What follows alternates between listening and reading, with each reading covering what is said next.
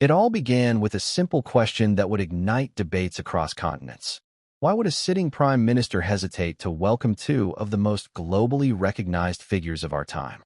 Prince Harry and Meghan Markle, a couple whose every move commands headlines, whose every interview provokes opinion, whose very presence can transform public perception into a frenzy of curiosity and controversy. On the surface, the idea seems almost absurd. Why would a government say no to a visit that promises attention, tourism, and the kind of soft diplomacy few celebrities could ever dream of achieving? Yet, reports, speculation, and a subtle swirl of political undercurrents suggest that what seems simple on paper is anything but straightforward in practice. But before we continue, please subscribe and turn on the notification bell for updates. In the first 5 seconds of this story, it is important to understand the stakes. This is not just a tale of celebrity travel. This is a story of political calculation, public sentiment, historical context, and the invisible tension that lies between a nation's image and the expectations of the world watching it. Imagine, for a moment, the Prime Minister's desk, stacked with intelligence briefs, media analyses, and public opinion polls, all pointing to a delicate balancing act.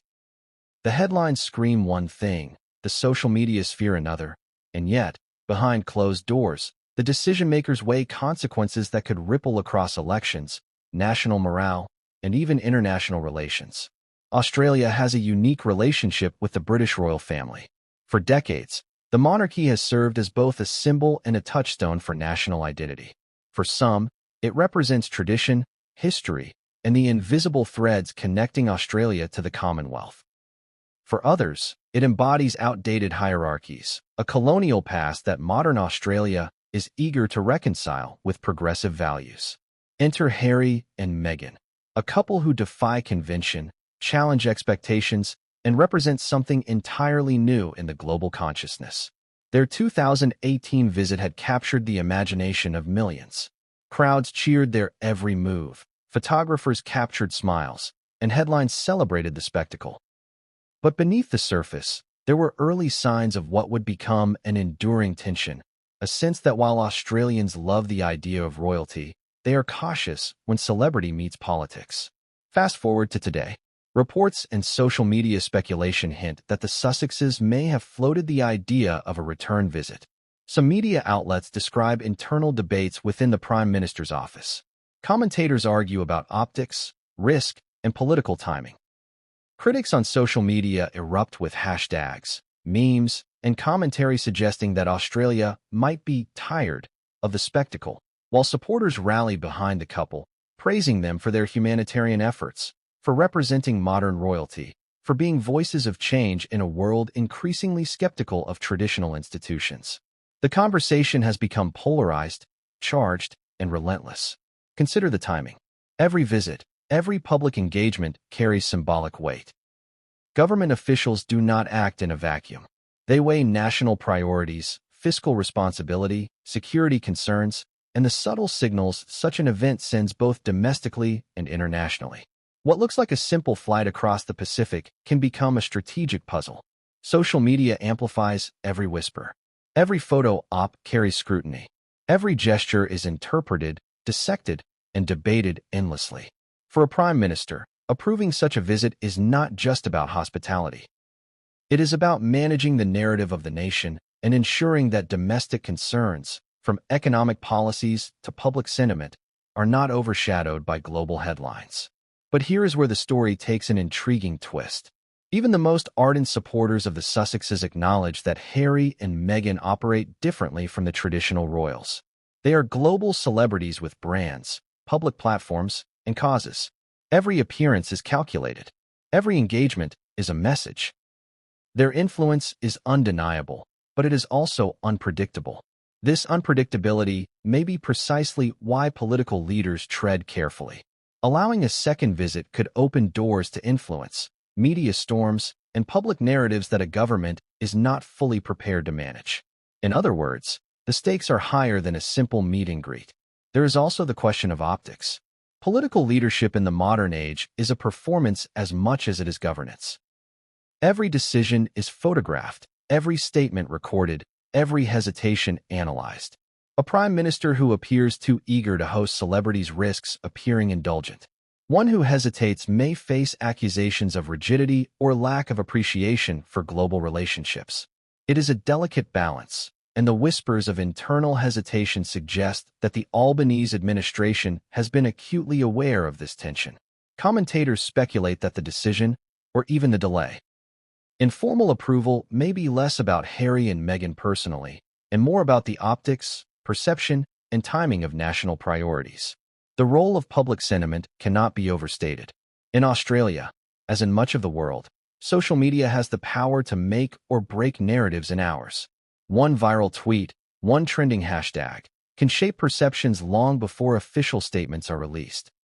Some reports suggest that segments of the Australian public have grown weary of celebrity-driven attention, arguing that local issues deserve the spotlight. Others point out that Harry and Meghan represent global humanitarianism, climate activism, and progressive causes that resonate with younger demographics. The clash of perspectives creates a feedback loop that decision-makers cannot ignore. In this environment, hesitation is often strategic. Waiting allows leaders to gauge public reaction, consider media framing, and make informed decisions that minimize political risk. Adding to the complexity is the couple's own evolution on the world stage. Unlike traditional royals whose roles are largely ceremonial and predictable, Harry and Meghan operate as both private citizens and public figures with enormous influence. Their engagements are highly curated, their statements amplified by millions, and their visibility spans continents. Governments, including Australia's, must consider not only the immediate optics of a visit, but also the long-term implications: brand partnerships, charitable initiatives, media coverage, and even political messaging. The calculation is subtle but essential.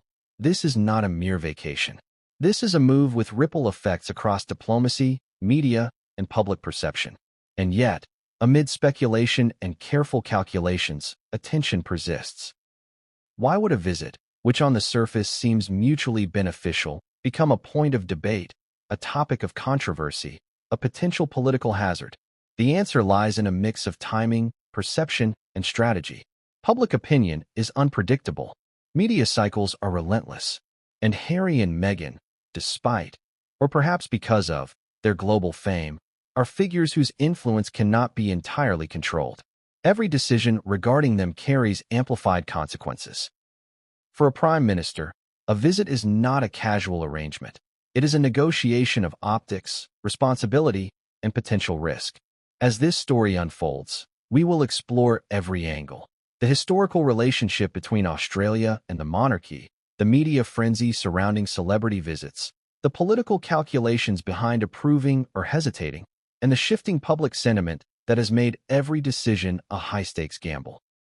We will examine why even a soft no can be significant, why timing matters, and why behind every public announcement lies a web of considerations invisible to the average observer. By now, you may be wondering, what truly happened behind the closed doors of Australia's Prime Minister's office? What considerations weighed most heavily? Were there forces at play that the public will never fully know? And perhaps most importantly, what does this tension reveal about the broader relationship between celebrity, politics, and national identity in the 21st century? The introduction of this story sets the stage, but it is only the beginning. What came next would change everything, and no one saw it coming. Reports of hesitation, speculation about a second visit, social media backlash, and whispers of political caution all point to a drama far more complex than meets the eye. As we move forward, we will unravel each layer, examine each twist, and explore the interplay between power, fame, and perception. The narrative is charged with tension, the stakes are high, and the surprises are yet to come. It started like a dream. Crowds lining the streets, cameras flashing, reporters vying for the perfect shot. Prince Harry and Meghan Markle arrived in Australia, and for a moment, it felt as though the entire nation had paused to welcome them. Headlines declared it a triumph of modern royalty meeting modern celebrity. Social media erupted with photos, videos, and stories from fans who had traveled miles just to catch a glimpse of the couple. The excitement was tangible, but beneath the cheers, there were cracks forming, subtle, almost imperceptible at first. Australia has long had a complicated relationship with the British monarchy. For some, royal visits evoke nostalgia, pride, and a sense of connection to history. For others, the monarchy represents colonial overtones that no amount of pomp and ceremony can erase. The 2018 tour by Harry and Meghan brought these conflicting emotions to the surface. It wasn't just about a royal couple visiting. It was about what they represented: modernity, celebrity influence, and a challenge to tradition. From the outset, the visit was meticulously planned. Every public appearance, every handshake, every smile was choreographed to create a seamless narrative. Yet, even as the couple engaged with the public, journalists began to notice a subtle tension between spectacle and substance. Some Australians were enchanted, mesmerized by the charm of Harry and Meghan. Others were critical, questioning the resources spent, the security measures required, and whether such attention detracted from domestic issues that demanded focus. The first day set the tone. Crowds at Sydney Harbour cheered, waving flags, holding up posters, capturing videos on their smartphones. Social media accounts lit up with hashtags and trending topics. The couple's interactions with children, local communities, and charitable organizations were praised widely. But within hours, commentary began shifting. Op-eds appeared questioning whether the visit was about public service or personal branding. Newspapers ran stories dissecting the couple's fashion choices, their mannerisms, their interactions with officials. It was as though the excitement had a shadow, a subtle undertone of scrutiny that foreshadowed the complexities to come. By the second day, the duality of the visit was clear. On one hand, there was genuine enthusiasm from segments of the population. People lined streets in Melbourne and Brisbane, wanting to witness the fairy tale moment. On the other hand, a quieter, more skeptical faction began expressing unease. Were these visits appropriate in a modern democratic nation? Was the attention given to celebrities overshadowing the achievements of ordinary Australians? The contrast between public celebration and cautious critique created an underlying tension that would linger long after the tour ended. It wasn't just public perception that was delicate.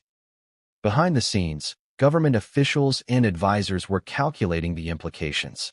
Security protocols were complex and costly, requiring coordination across multiple agencies. Public funds were involved, and political strategists were acutely aware that any misstep could become a headline with national consequences. A visit that seemed glamorous on the surface was, in reality, a logistical and political tightrope walk. Every move the couple made had to balance public enthusiasm with administrative feasibility. Adding to the intrigue was the couple's media presence.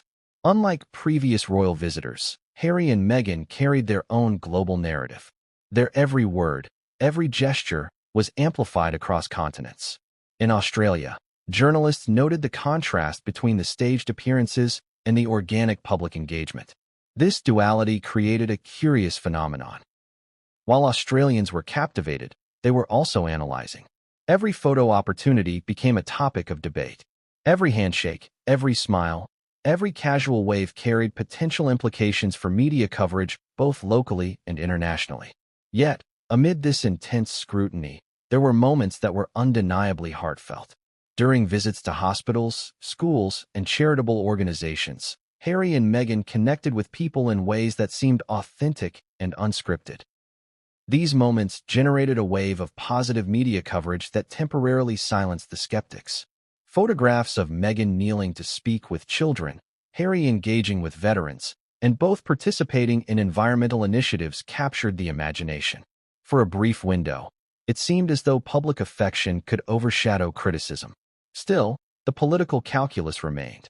Behind closed doors, advisors were monitoring public sentiment closely. Polls and surveys gauged not just approval of the couple's visit, but also awareness of national issues. Political leaders were acutely aware that public enthusiasm could be fleeting. A single misstep, a poorly timed comment, or even a misinterpreted gesture could shift public opinion.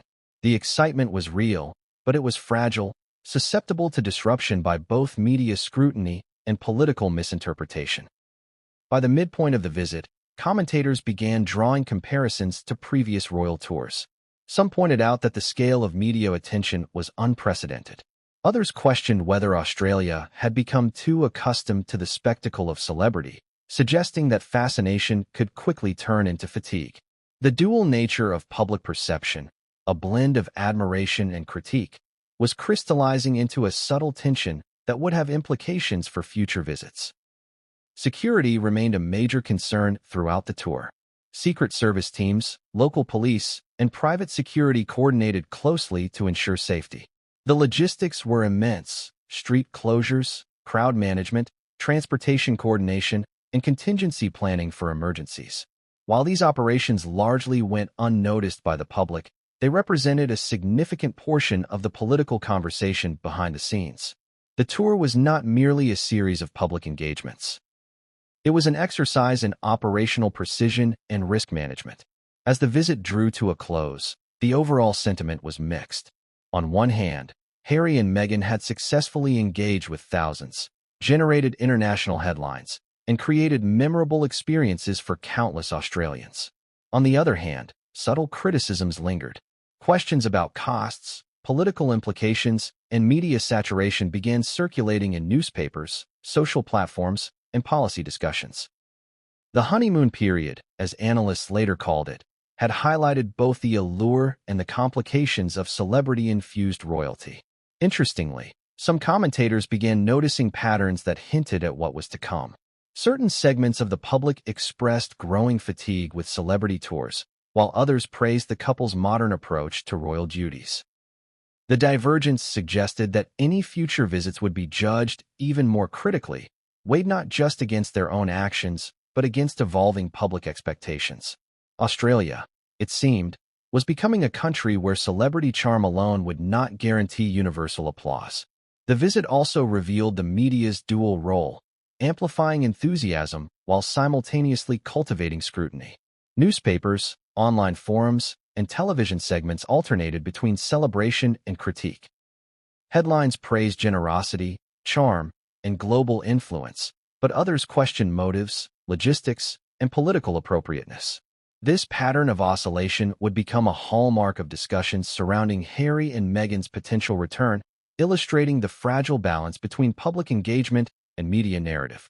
By the end of the tour, a subtle but significant reality had emerged. Australians had experienced firsthand the magnetism of Harry and Meghan, but they had also glimpsed the complexities, contradictions, and challenges that accompanied such a visit. The public had cheered, debated, and reflected, often simultaneously. Behind the headlines, political advisors began documenting lessons learned, analyzing public response, and considering the implications for future engagements. In retrospect, the first visit set a precedent. It demonstrated the enormous potential impact of the couple's presence, both positive and negative. It highlighted the intersection of celebrity, politics, and national identity. It revealed that public enthusiasm could be potent, but it was never guaranteed. And perhaps most importantly, it foreshadowed the tensions and considerations that would dominate discussions about any potential second visit. The tour's conclusion left a lingering question, one that would resurface years later.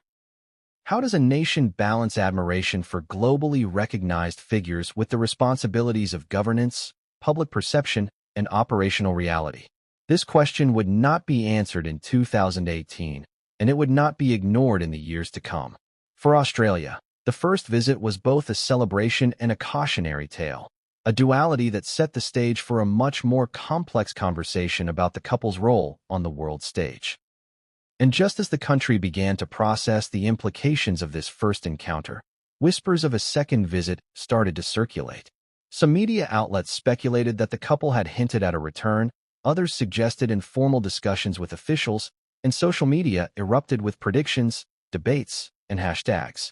The honeymoon was over, but the story was far from finished. And what came next would challenge assumptions, test political boundaries, and spark a level of intrigue that no one could have anticipated. At first glance, the idea of a royal visit might seem glamorous, even effortless. A plane touches down, a couple waves from a red carpet, the media captures the perfect images, and the public cheers. But the reality behind such visits is a labyrinth of political calculation, logistical complexity, and careful diplomacy. For a country like Australia, where public sentiment and governance intersect in intricate ways, Hosting a figure like Harry or Meghan is never just about hospitality. It is a negotiation, a careful balance between optics, operations, and political prudence. Consider the Prime Minister's perspective. Every invitation, every visit, is analyzed not only for its immediate appeal, but for the potential repercussions across multiple domains. Approving a royal visit is not a symbolic gesture. It is a decision laden with tangible consequences. Security resources, funding allocations, and media attention all need to be managed meticulously. A visit that appears seamless to the public may, behind the scenes, involve months of planning, extensive briefings, and countless contingency plans. One misstep, one miscalculation, and the optics of the event can quickly turn from positive celebration to political liability. Security alone is a monumental task. For Harry and Meghan, who are both high-profile public figures and global celebrities, the stakes are amplified. Secret service teams, federal and local police, private security, and intelligence agencies coordinate to ensure safety at every moment. Street closures, crowd control, and emergency response protocols require precision down to the minute. For politicians and advisors, even minor oversights could become international news. Australia has experienced high-profile events in the past where security lapses caused controversy, and officials are acutely aware that a royal visit would be scrutinized far more intensely. Financial considerations further complicate matters.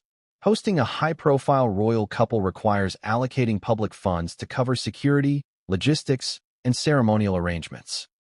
While supporters argue that the media attention, tourism boost, and international goodwill justify the expenditure, critics point to alternative priorities, healthcare, education, infrastructure, that could be overshadowed by the spectacle.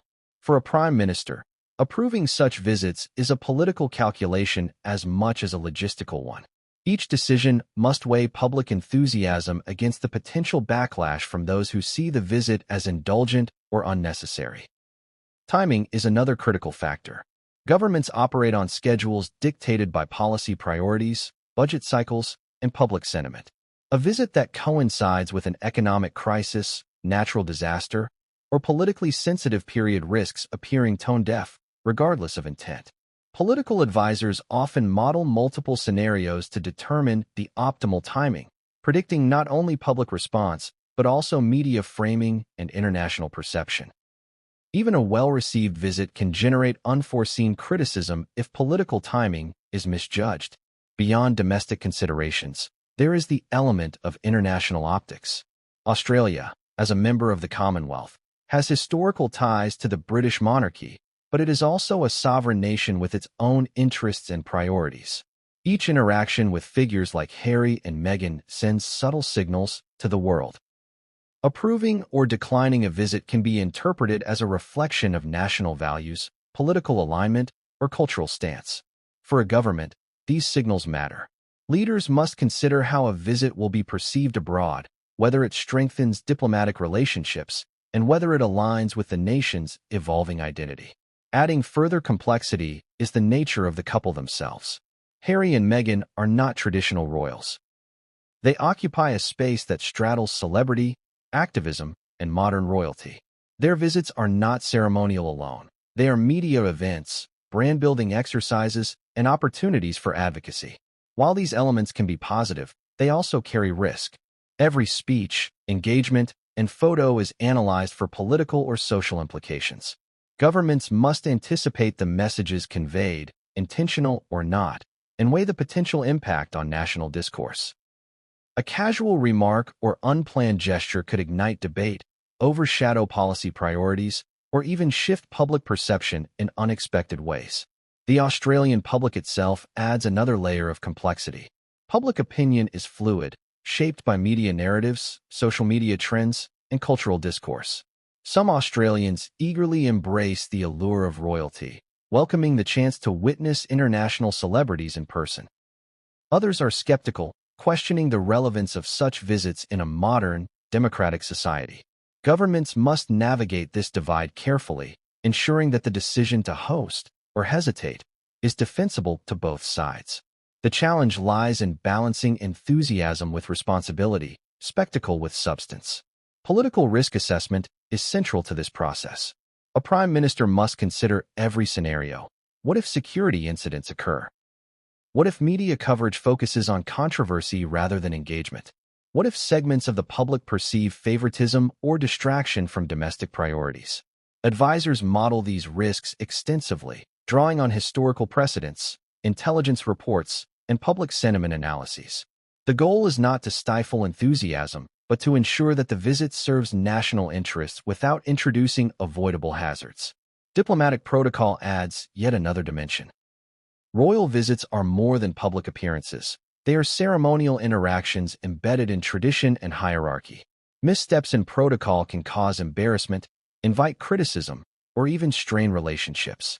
Australia's officials must coordinate with foreign representatives, security teams, and the couple's own staff to ensure that every gesture, every handshake, every stage appearance is precise. The level of detail required is extraordinary, from the timing of arrivals to the arrangement of photographs to the sequence of public events. For the average observer, it may seem effortless. For those responsible behind the scenes, it is an intricate ballet of diplomacy and administration. Media scrutiny magnifies every consideration. The couple's presence alone guarantees attention, but media framing can shift perception dramatically. Positive coverage can enhance public enthusiasm and political capital. Negative coverage, even over minor details, can generate backlash, fuel social media controversies, and dominate news cycles for days. Political leaders must consider not only the intended message, but also the unpredictable nature of media amplification. Every detail, from wardrobe choices to casual comments, is magnified under the public eye. Cultural sensitivity also plays a role. Australia is diverse, with a population that holds a wide range of perspectives on monarchy, celebrity, and public engagement. Leaders must ensure that visits are inclusive, respectful, and mindful of historical, social, and cultural nuances. Failing to consider these aspects risks alienating communities or inadvertently signaling favoritism. Even logistical choices, such as which regions are visited and which organizations are highlighted, carry symbolic weight. All of these factors, the logistical, financial, diplomatic, media, and cultural, combine to make royal visits far from simple. Approving a visit is not a casual yes. Declining or delaying one is not necessarily rejection. Each decision is calculated, balancing the potential benefits against the inherent risks. For a prime minister like Anthony Albanese, the stakes are amplified. Every choice reflects not only on him, but on his administration, his political party, and the broader perception of Australia in the global arena. And yet, despite the complexity, the public rarely sees these considerations. To the casual observer, a royal visit appears effortless, glamorous, and universally celebrated. The tension, the calculations, the internal debates, all of it remains invisible, existing only behind closed doors. It is this dichotomy, public spectacle versus private strategy, that makes the story of Harry and Meghan's potential return to Australia so compelling. In hindsight, even the 2018 visit, which seemed flawless on the surface, highlighted the delicate balance between public enthusiasm and political reality. Government advisors learned lessons about public reaction, media framing, and logistical coordination.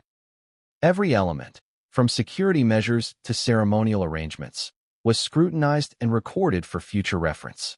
These lessons would later inform discussions about any subsequent visits, shaping not only decisions, but also expectations and public messaging. The tension between spectacle and strategy is perhaps best summarized by the phrase often repeated by political insiders: a royal visit is never just about the royals. It is about the nation hosting them, the political context, the media narrative, and the public's response. Every approval, hesitation, or delay carries implications far beyond what the public sees. For Harry and Meghan, whose presence is both a magnet for attention and a source of scrutiny, this dynamic is particularly pronounced. The intersection of celebrity, political calculation, and national image creates a scenario where no decision is simple and every action is magnified exponentially. As reports of a potential second visit began to circulate, this complexity became even more apparent. Speculation suggested that even informal discussions with officials required careful navigation. Every conversation, every email, every hint of interest was likely evaluated against a backdrop of historical precedent, public sentiment, and logistical feasibility. For political leaders, the challenge was not whether the couple could visit. It was whether the visit could occur in a manner that served national interests, mitigated risk, and aligned with public perception. And so, Australia's political reality emerged as a defining factor in the discussion. Royal visits are not ceremonial footnotes. They are high-stakes events with tangible consequences. The intersection of celebrity influence, logistical demands, media scrutiny, and political responsibility creates a scenario where hesitation is not weakness, it is strategy. As this story unfolds, it becomes clear that what appears to be a simple question of yes or no is, in fact, a multifaceted calculation, with consequences that extend far beyond any red carpet. The Prime Minister's decision, or even the decision to pause and deliberate, reflects this intricate balancing act. Approving a visit too quickly could invite criticism, logistical challenges, and unforeseen complications. Hesitation, on the other hand, risks public speculation, media frenzy, and questions about transparency. Every option carries consequences. And for Harry and Meghan, whose presence inherently commands attention, this balancing act becomes even more precarious. As the political machinery hums behind the scenes, the public sees only fragments, the announcements, the photos, the headlines. They do not see the discussions, the risk assessments, the internal debates, or the careful weighing of every possible outcome. Yet these hidden deliberations shape the trajectory of events, influencing decisions that may determine whether a visit occurs, is delayed, or becomes a point of contention. And just as the 2018 visit highlighted both opportunity and risk, the possibility of a return visit underscores the enduring tension between public fascination and political responsibility. The stakes are higher this time. The media is faster, the public is more polarized, and the couple's global profile has only grown. In this environment, hesitation is not merely prudent, it is essential. But what comes next would complicate matters further. Rumors of a second visit, media speculation, and public debate began to swirl simultaneously. Behind closed doors, political advisors wrestled with questions that had no easy answers. Could the visit proceed without igniting controversy? Would public sentiment support it? And most importantly, how could the government navigate the complex interplay between celebrity influence, political accountability, and national image? Australia is a nation that prides itself on its independence, its egalitarian ethos, and its willingness to question authority. When global celebrities arrive on its shores, the country's reaction is never uniform. Some embrace the spectacle with open arms, eager for a taste of glamour and a connection to the wider world. Others view such visits with skepticism, concerned that attention lavished on a few individuals overshadows the issues affecting ordinary Australians. In 2025, public sentiment toward Harry and Meghan has evolved in ways that would surprise many, creating a complex backdrop for discussions of any potential return visit. At the heart of the matter is perception. The couple's initial visit years ago was met with fanfare. Crowds cheered, newspapers celebrated, and for a moment, it seemed as though the country had united in admiration. But the years since have seen a shift. Australia's political landscape has changed, media coverage has intensified, and social media platforms have amplified voices across the spectrum. Now, when the idea of a second visit surfaces, reactions are polarized in ways that challenge the straightforward narratives of the past. Public opinion polls conducted by various outlets reveal the depth of this division. On one hand, there is a segment of the population that remains fascinated by the couple's global influence. Supporters admire their advocacy work, their outspoken approach to mental health, climate issues, and humanitarian causes. They see Harry and Meghan as modern figures who use their platform responsibly, blending celebrity with activism. For these Australians, a visit represents not just a spectacle, but an opportunity to engage with global discourse and to celebrate figures who are reshaping traditional roles of royalty in the 21st century. On the other hand, there is a vocal group that questions the relevance of the Sussexes in modern Australia. Critics argue that the couple represents an outsized media presence, a distraction from pressing domestic concerns, and an example of celebrity culture's intrusion into political and civic life. Social media threads, opinion pieces, and even televised debates have featured commentary suggesting that hosting the couple could appear indulgent, tone-deaf, or politically inconvenient. In this climate, the decision to approve a visit is not a mere logistical exercise. It is a careful navigation of public mood, cultural sentiment, and political risk. The division in public sentiment is further complicated by generational differences.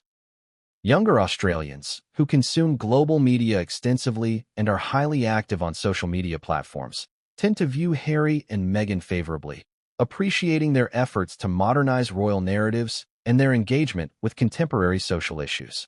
Older generations, by contrast, often exhibit more skepticism, viewing the couple through the lens of traditional expectations of royalty or questioning whether celebrity influence should intersect with national protocol. This generational split adds an additional layer of complexity to public reactions, making it difficult for political leaders to anticipate unified approval or consensus. Social media has become a decisive factor in shaping and amplifying public sentiment. Platforms like Twitter, Instagram, and TikTok serve as arenas where praise, criticism, humor, and outrage converge. Viral memes, opinion threads, and trending hashtags can elevate even minor events into national discourse. During discussions of a potential second visit, hashtags both celebrating and mocking the couple began to appear within hours of speculation breaking online. Some users praised their advocacy and humanitarian work. Others criticized their media presence, branding, or perceived attention-seeking behavior. The speed and intensity of this discourse demonstrate that public sentiment is no longer a slow-moving, predictable phenomenon. It is instantaneous, volatile, and deeply influential in shaping political calculations. The media's role in shaping public sentiment cannot be understated. Traditional outlets, online news platforms, and opinion commentators each frame stories differently. Some highlight the couple's charitable efforts, framing them as global leaders using their platform responsibly. Others focus on potential controversies, questioning motives, logistical demands, or the political appropriateness of a visit. This duality in media framing contributes to a sense of public division, as Australians are exposed simultaneously to narratives of admiration and skepticism. For political leaders, navigating these media currents is as critical as managing logistics or security. Historical context also colors public perception. Australia's relationship with the monarchy has always been nuanced. While some celebrate the connection as part of national identity and heritage, others critique it as a vestige of colonialism. Harry and Meghan, as non-traditional royals who challenge conventions, occupy a unique position in this dynamic. Their global celebrity adds another layer, as it blurs the line between cultural admiration and political symbolism. For Australians weighing a potential visit, these historical and cultural considerations interact with contemporary opinions to create a multifaceted public response. Interestingly, public sentiment is not static. It evolves in response to events, media coverage, and personal engagement. Surveys conducted in the months following speculation about a second visit revealed fluctuating support levels. Enthusiasm among younger demographics increased following reports of potential charitable initiatives, while older demographics expressed heightened skepticism after media coverage highlighted logistical and security concerns. This ebb and flow illustrate the fluidity of public opinion and why government leaders approach approval of high-profile visits with caution. A single headline, viral post, or controversial statement can shift sentiment dramatically within hours. The intersection of public sentiment with political strategy is critical. Approving a visit amid divided opinions carries risk. Leaders must weigh whether the benefits, tourism, international goodwill, and cultural engagement outweigh potential backlash. Hesitation, while sometimes criticized as indecisiveness, can be a strategic tool, allowing political leaders to gauge reaction, plan communication, and mitigate risk. In this context, public sentiment is both an opportunity and a constraint. It informs decision-making but also demands careful management, balancing enthusiasm with prudence. Another factor influencing public opinion is the couple's evolving image. Harry and Meghan have become global figures, their narrative shaped by media, documentaries, and interviews. Supporters view them as modern leaders, advocates for social change, and challengers of outdated norms. Critics view them as media-savvy celebrities, leveraging fame for personal gain. These contrasting perceptions are reflected in Australia's divided public sentiment, complicating any decision to approve or host a visit. Leaders must consider not just the immediate optics of a visit, but also how it interacts with ongoing narratives and public debates. Social media controversies, in particular, have a unique power to shape opinion. During discussions of a potential visit, viral posts and memes circulated rapidly, generating attention and commentary from both supporters and detractors. Some posts praised the couple's charitable efforts, highlighting their impact on global causes. Others criticized their presence as a distraction from domestic priorities, framing the visit as unnecessary or self-promotional. The speed and reach of these online discussions amplify public sentiment, forcing political leaders to account for perspectives that may not appear in traditional polling or formal feedback channels. Public sentiment is also shaped by context. Australia, in 2025, is navigating its own social, economic, and political challenges. Natural disasters, economic pressures, and domestic policy debates influence how citizens perceive high-profile visits. In times of national stress, attention focused on celebrities, even royals, can provoke criticism. Conversely, in moments of celebration or international engagement, enthusiasm can flourish. Leaders must navigate these temporal dynamics, ensuring that the timing of a visit aligns with national mood and priorities. Media narratives further complicate the calculation. News outlets, commentators, and social media platforms amplify every nuance of public opinion. Positive coverage can bolster political capital, while negative framing can escalate criticism rapidly. For a prime minister, media management is as critical as logistical coordination. Every statement, announcement, and response must be carefully crafted to anticipate both support and backlash. The dynamic interplay between media and public perception requires constant vigilance and strategic foresight. Albanese's political instincts are also informed by precedent from other nations. Countries across the Commonwealth have grappled with the challenges of hosting high-profile figures whose presence is simultaneously symbolic and disruptive. Historical examples demonstrate that mismanagement, miscommunication, or misjudged timing can spark controversy, undermine public trust, and create international headlines that overshadow domestic priorities. Lessons from these cases likely inform the Prime Minister's approach, emphasizing caution, thorough assessment, and the careful balancing of competing interests. The internal decision-making process is complex. Senior advisors, policy experts, and security personnel collaborate to evaluate feasibility, risks, and benefits.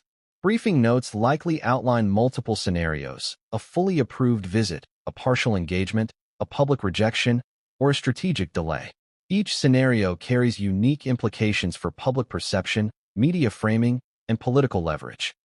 For Albanese, choosing the optimal path involves integrating these multidimensional considerations into a coherent strategy that aligns with his political vision, national priorities, and the expectations of a divided public. There is also the question of precedent. A decision regarding Harry and Meghan is not isolated. It establishes a benchmark for future interactions with global figures, celebrities, and royalty. Approving a visit under certain circumstances could signal openness and engagement, while hesitation or rejection could convey prudence or assert national sovereignty. The stakes are high, and the symbolism inherent in any decision amplifies the scrutiny that accompanies it. International optics further complicate the matter. Australia's relationship with the British monarchy is nuanced, balancing historical ties with contemporary national identity. Approving a visit could reinforce a sense of continuity and goodwill within the Commonwealth, while hesitation or rejection might signal an evolving perspective on Australia's global relationships. Albanese's office must navigate these dynamics carefully, ensuring that any decision communicates competence, respect, and strategic foresight on the international stage. political advisors likely considered alternative approaches.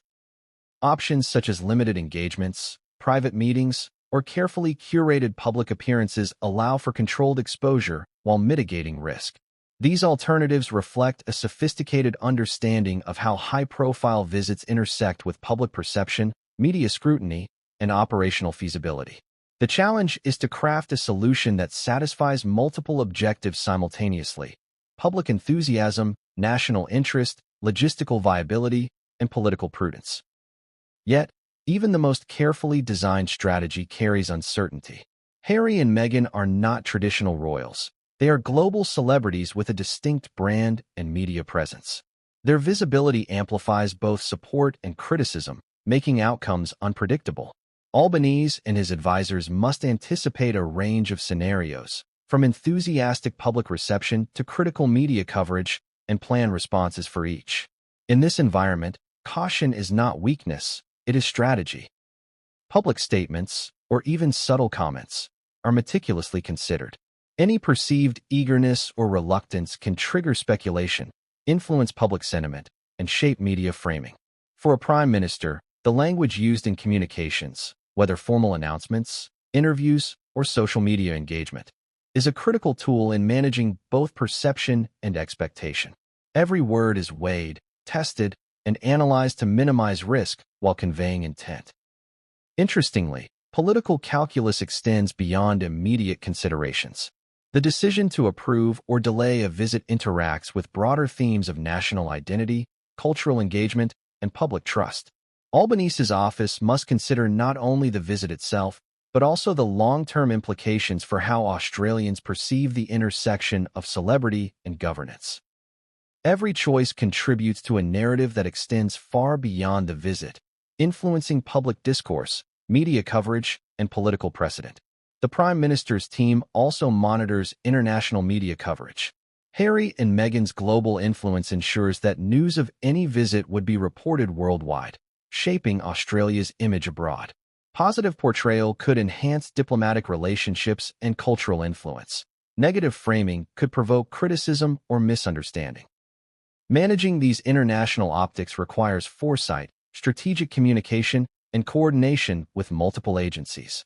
At the core of this complex calculus is the principle that decisions must serve the national interest. While public enthusiasm and media attention are valuable, they cannot outweigh operational feasibility, political responsibility, or strategic coherence.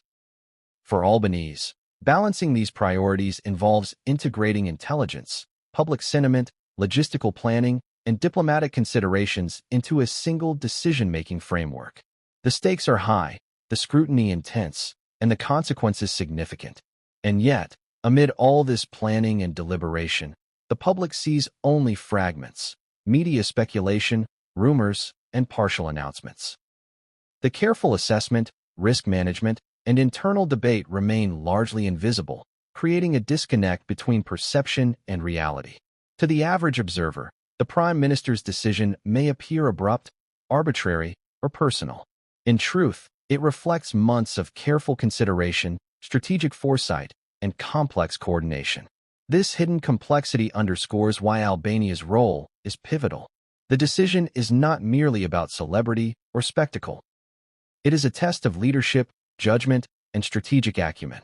Every choice, from approval to hesitation, communicates something about the government's priorities, values, and approach to public engagement. The potential return of Harry and Meghan is as much a political challenge as a cultural event, and the Prime Minister's handling of the situation demonstrates the intricate interplay of celebrity, governance, and public expectation. As speculation about a second visit intensified, the Albanese office likely weighed every possible outcome. Scenarios included enthusiastic support, mixed reception, media scrutiny, and unexpected backlash. Each outcome carried distinct implications for political capital, public perception, and national image. The careful orchestration of messaging, timing, and engagement reflects a sophisticated understanding of modern governance, where public spectacle intersects with political responsibility. And as the Prime Minister's team deliberated, the broader narrative began to take shape. Public discourse, media framing, and political strategy converged into a high-stakes drama in which every move mattered. The decision to approve, delay, or reject a visit would not be a simple yes or no. It would be a carefully measured signal, balancing the desires of supporters, the scrutiny of critics, and the operational realities of hosting two of the most famous figures in the world. But what came next, the leaks, the rumors, and the subtle signals sent to the public, would change everything. And no one saw it coming.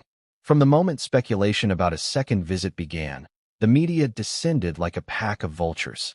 Newspapers, television networks, online outlets, and social media platforms all joined a frenzy, dissecting every possible implication. In Australia, media has an outsized influence on public perception, shaping opinion, framing narratives, and often dictating the pace at which stories develop. When Harry and Meghan Markle are involved, this effect is amplified exponentially. Consider the nature of modern media. Headlines are designed to attract attention, clicks, and engagement, not merely to inform.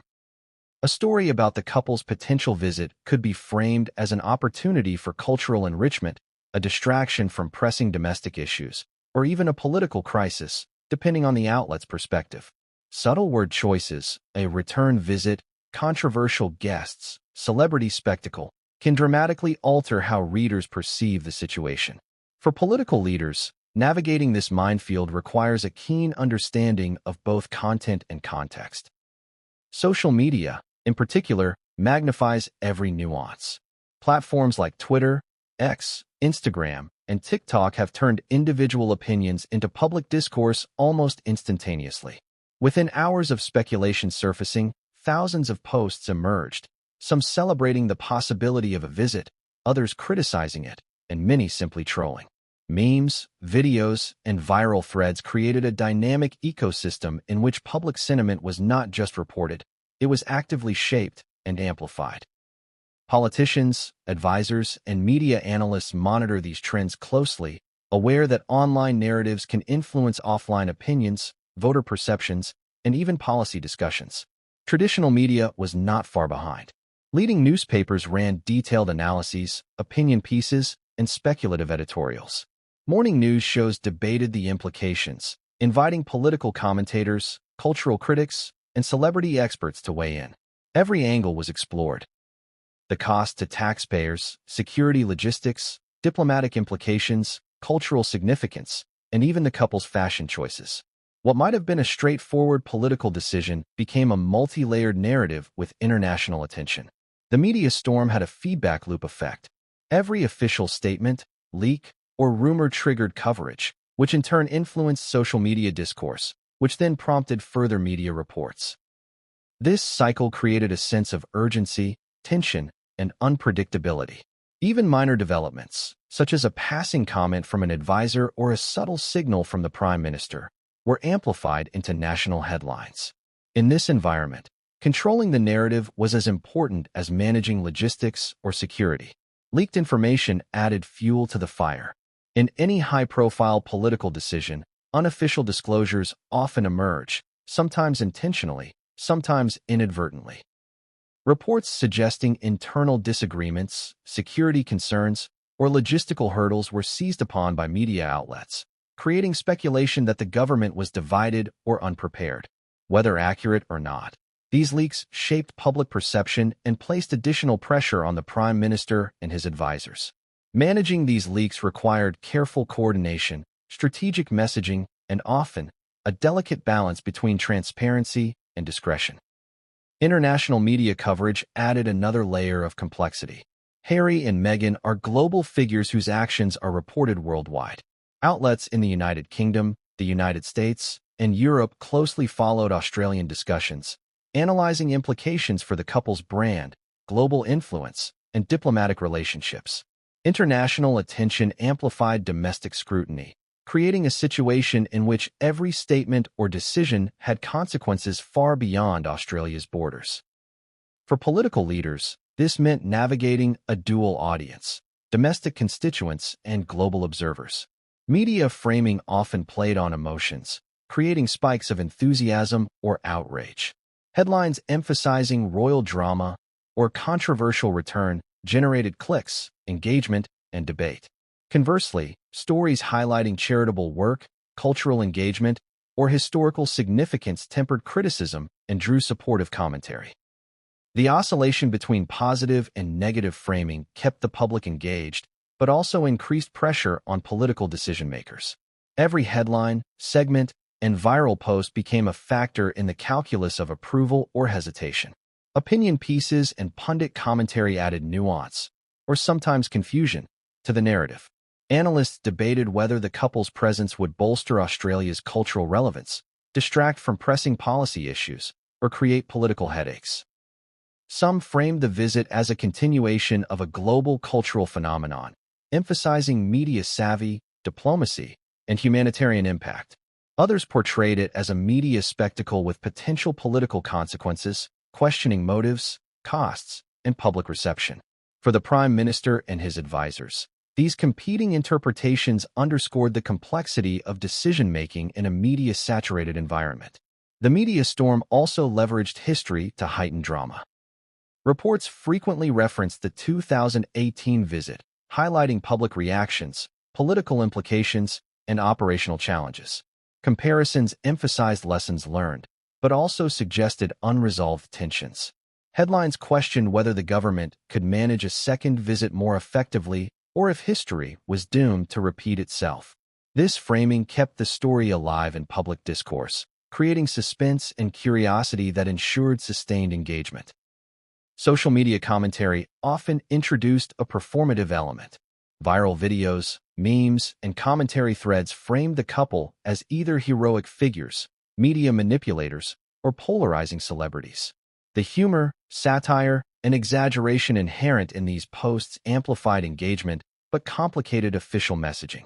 Politicians had to account not only for substantive critiques but also for viral narratives that could shape public opinion through repetition and emotional resonance. The combination of traditional media, social media, leaks, and international coverage created a pressure cooker environment. Every decision point, whether to approve, delay, or reject a visit, was scrutinized under a magnifying glass. Public opinion became both a tool and a challenge, shaping political strategy while simultaneously constraining options. For Albanese and his advisors, media management was not ancillary. It was integral to the entire process. Moreover, the media storm fueled speculation beyond the visit itself.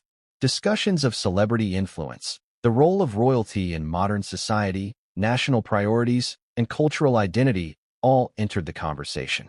The visit became a lens through which broader societal debates were refracted, magnifying the stakes and complexity.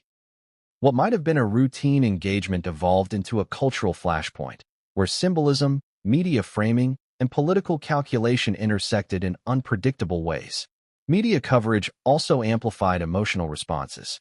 Enthusiasm, skepticism, curiosity, and outrage were all heightened by the framing of stories, social media interactions, and visual storytelling. Emotional engagement is a critical factor in public discourse, influencing both perception and response. Political leaders must navigate these emotional currents carefully, balancing messaging that acknowledges public sentiment while maintaining strategic objectives. One striking aspect of the media storm was its unpredictability.